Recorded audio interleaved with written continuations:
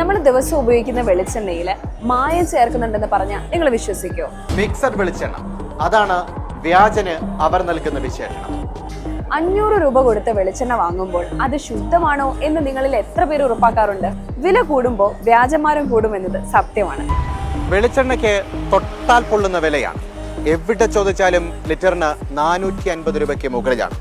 ആ സമയത്താണ് ഞാനിത് വാങ്ങിയത് വെറും 270 രൂപയ്ക്ക്. ഞെട്ടിക്കുന്ന കണക്കുകൾ പ്രകാരം ഇന്ത്യയിൽ വർഷം തോറും 20,000 കോടി രൂപയുടെ വ്യാജ FMCG ഉൽപ്പന്നങ്ങളാണ് വിറ്റഴിക്കപ്പെടുന്നത്.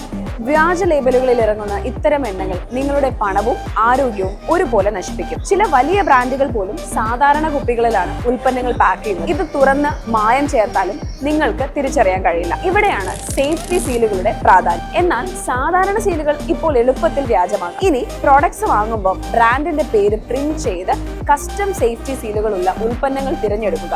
ഇത് വ്യാജമാക്കാൻ അത്ര എളുപ്പമല്ല. എന്തെങ്കിലും പ്രോഡക്ട്സ് നിർമ്മിക്കുന്ന സുഹൃത്തുക്കളോ കുടുംബാംഗങ്ങളോ ഉണ്ടെങ്കിൽ ഈ വിവരം അവരുമായി ഷെയർ ചെയ്യുക. കഷ്ടപ്പെട്ടുണ്ടാക്കിയ ബ്രാൻഡ് വ്യാജമായി ഇറങ്ങുന്നത് എത്ര സങ്കടകരമാണ്. കൂടുതൽ വിവരങ്ങൾക്കായി പാക്കറിനെ ഇപ്പോൾ തന്നെ ഫോളോ ചെയ്യുക.